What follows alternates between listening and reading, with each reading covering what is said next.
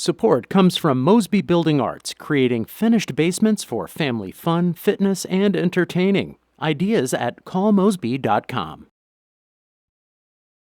This is St. Louis on the Air from St. Louis Public Radio.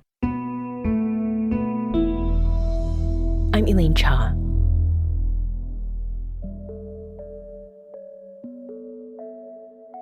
Looking at a painting by Anselm Kiefer can feel like being at the window of a plane and seeing below a landscape that looks like it's being blasted by fire. Yet what you're experiencing is not below. It's directly in front and across, perhaps a dozen or even 30 feet wide. It also has a way of enveloping you, bringing you into the piece and its textures. Anselm Kiefer was born in Germany in 1945, and his career and rise to international acclaim includes a particular connection to the St. Louis Art Museum. This month, for the first time in 20 years, the museum is exhibiting a survey of Kiefer's work, including 5 30-foot-tall paintings. His newest paintings were inspired by his visit to St. Louis and the Mississippi. And to talk about the art of Anselm Kiefer and why that art has a special place in St. Louis, I'm joined by Min Jung Kim. Min is the curator of the exhibit Anselm Kiefer, Becoming the Sea. She's also the director of the St. Louis Art Museum. Min, welcome to St. Louis on the Air. Thank you, Elaine. So this exhibit, Min, has really transformed the art museum. But before we get into the new pieces, I'd like to hear how you first encountered the work of Anselm Kiefer. When and where did that happen? Well, I've long been a fan and an admirer of Anselm Kiefer's work, but I also had the extraordinary pleasure of first getting to know him many museums ago when I was working at the Guggenheim Museum. And when I was part of an installation team installing new works for the grand opening of the Guggenheim Museum in Bilbao.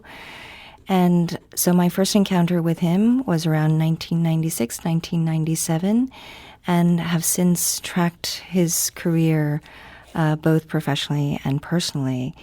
But this was most recently through working on this exhibition, an immediate experience of working very closely with him, curatorially, and also at such a close distance as we were working and partnering on this exhibition in the last 3 years. Mm-hmm. Why did his work have such an impact? Why did it leave such a deep impression?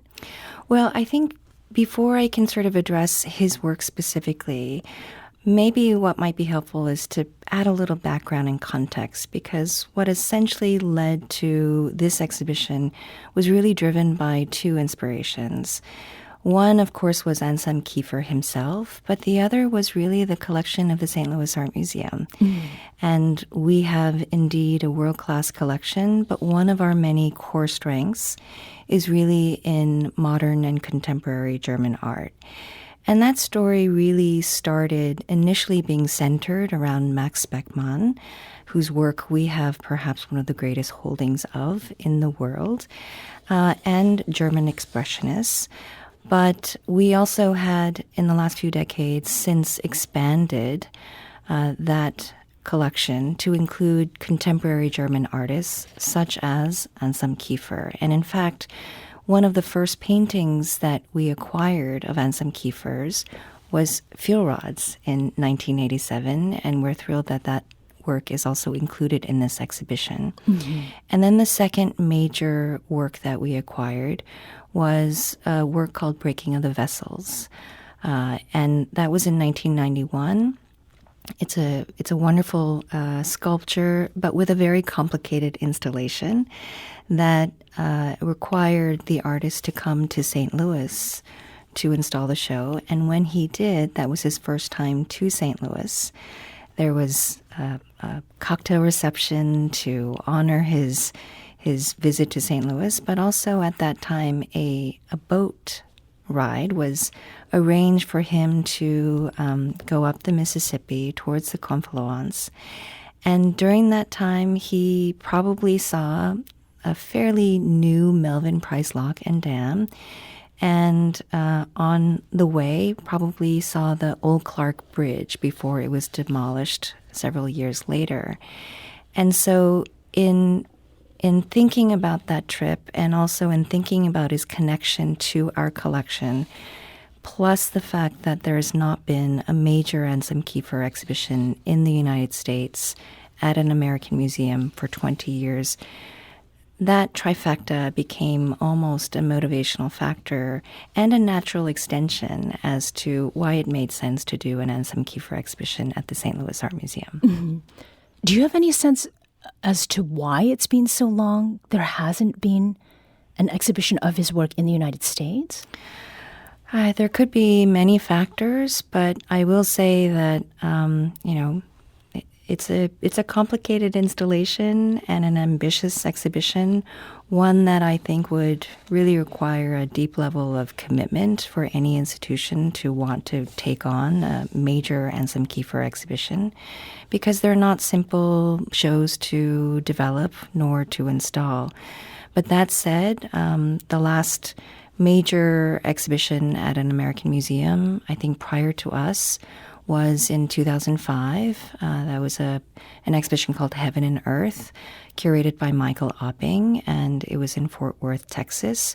But that's 20 years ago. Mm-hmm. And for such a prolific and productive artist such as Anselm Kiefer, I think even if you missed 1 year of his artistic practice, you would miss out 2 decades. I think that absence spoke volumes. And once again, for us to do this exhibition, given our collection, given our history, made perfect sense. But what emerged from that in conversation with the artists as a curatorial partner, if you will, was envisioning how this exhibition might develop. And immediately he was thinking about this experience and this memory of traveling the Mississippi River in 1991. And even though it was more than 30 years ago, he had these vivid memories of the Mississippi, its sheer force, its scale, its vitality, much of which is captured in these monumental paintings that you've mentioned, Elaine, in Sculpture Hall. So there are 5 paintings that each rise more than 30 feet high and about 28 feet wide, and 2 are of the Mississippi River and 2 of the Rhine River. Mm-hmm. And I did get an opportunity to experience these myself. And I say experience because you've described the dimensions, but what it feels like to go into the Sculpture Hall at SLAM and to see these works, it's hard to describe it. In the interest of helping people understand that, though, of the works that you have noted, one of them is called Missouri, Mississippi. Mm-hmm. Can you describe this work and then tell us about it? Sure. First of all, let me say, Elaine, I'm so glad you've been there and you've seen it, because you're absolutely right. I think to see an image reproduce in 2-dimensionality would not be able to convey truly the size, the scale, and almost the 5 paintings together in that space of Sculpture Hall, the immersive quality of this site-specific installation. So one of the paintings, as you mentioned, is Missouri, Mississippi, one of the 5 paintings that are installed in Sculpture Hall. This painting, too, rises more than 30 feet tall. And the format of this painting is really 2 parts, almost like the Missouri and the Mississippi coming together as one. Mm-hmm. On the bottom half of the painting are what look like locks and dams, very much like the locks and dams that Anselm Kiefer himself may have experienced more than 30 years ago when he was going up the Mississippi. And these crashing waves that are painted with these beautiful blue-green hues, which is a technique that he's used through this form of electrolysis, where he will sometimes use lead, and in this case copper, that he will submerge in a salt bath and run an electric current through it.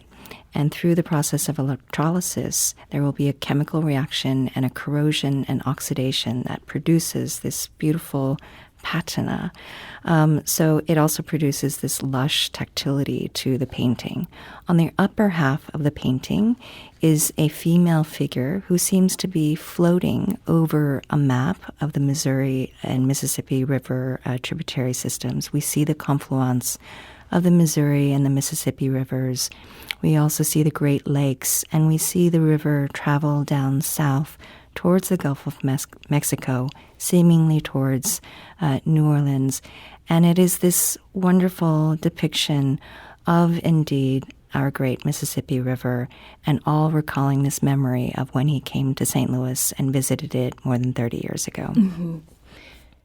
Memory, I think we think of as happening in the mind or the heart, not necessarily the different things. Mm-hmm. But what you'd mentioned about the texture, it was very tempting to want to touch these, not canvases. That quality, how does that speak to how Anselm Kiefer's work has developed over time and what people are going to be seeing at SLAM? Well, I think what we also see with these paintings is how he has developed materials and languages that have also evolved over time. Anselm turned 80 this year, and in some cases that might be an age where an artist might be slowing down or repeating things that have occurred throughout his artistic practice. And yet, through the process that I've just described, he's constantly innovating and developing new processes. And I think similarly, that is embedded in the paintings that we see here. It does have a very lush quality and tactility to it. Thanks to the artist's wishes, we actually do not have stanchions placed in front of the paintings. Right, and they actually sit on the floor. They're not elevated in any way. So literally, you can walk very close to the painting. For the safety of the works, we certainly want to discourage getting too close and touching the painting. Mm-hmm. But I think that lends also to this immersive quality that you really feel like you're inside the painting because of this immersion of paint, of texture, and these extraordinary images that are in these incredible spaces. Mm-hmm. In an interview with the BBC earlier this summer, Kiefer said that he intentionally, quote, ruins his work because he sees them as a beginning. But I think it's more philosophical. For me, ruins are the beginning of something new.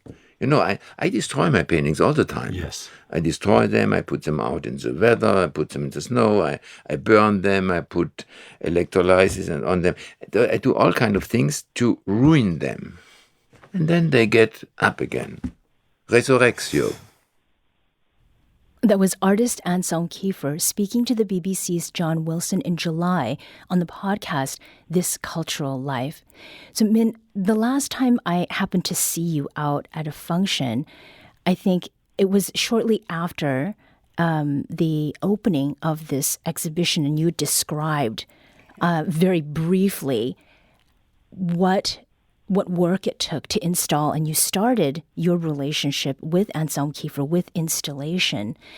Is there something about his approach? You know, there's that combination of ruin and reveal that is something that feels special for St. Louis at this time. I'm so glad you had that quote of Anselm Kiefer talking about the process of his artwork. For Kiefer, he never considers any of his work to be indeed complete. He returns to it. Sometimes, indeed, as you heard, he will leave it outside and allow it to go through a quote-unquote weathering process, where among the many materials and ingredients and helpers, he considers nature to be a part of it, where his paintings will sometimes get rained on. Wind, dust, debris will all be a part of the materials that he is using.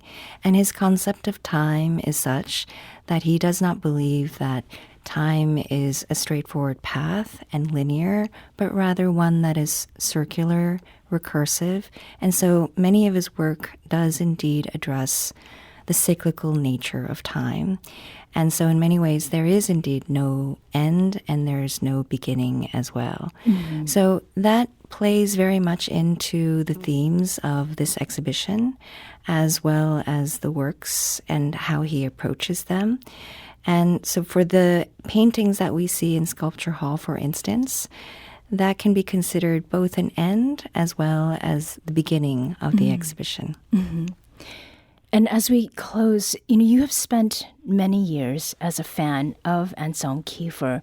What do you hope that people who've never seen his work take away from this particular exhibit? Well, one thing that we were talking about earlier was ruins. And Anselm Kiefer is an artist who was born in March of 1945, literally towards the end of the Second World War. And he grew up in a town that had been bombed, and he grew up in the midst of ruins.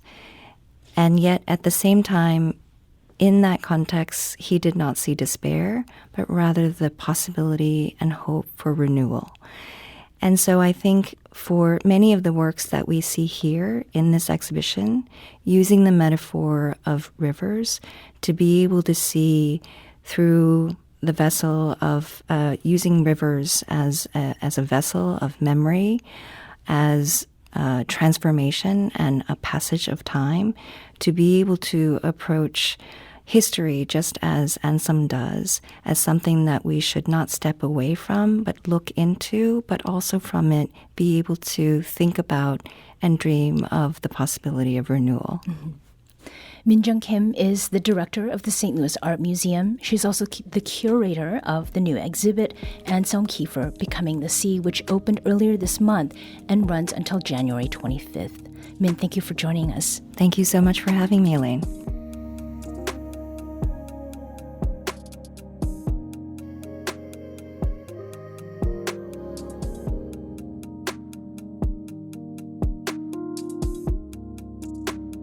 This episode was produced by Danny Wissentowski. Audio engineering and podcast design by Aaron Dorr. Our executive producer is Alex Hoyer. St. Louis on the Air is a production of St. Louis Public Radio. Understanding starts here. Do you find yourself regularly listening to episodes of St. Louis on the Air? Suggest us to a friend you think might enjoy our conversations, and leave us a review and rating on Apple Podcasts on the App Store. It's the simplest way to help people discover our show. Thank you. St. Louis Public Radio is a member-supported service of the University of Missouri St. Louis.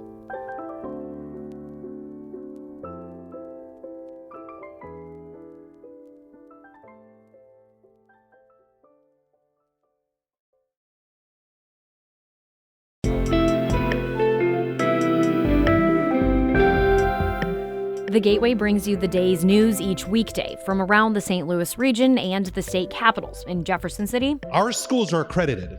We don't need this bill. And Springfield. How many more years must pass before lawmakers see time is of the essence? I'm Abby Larico. Join me each weekday for The Gateway on the STLPR app or wherever you get podcasts.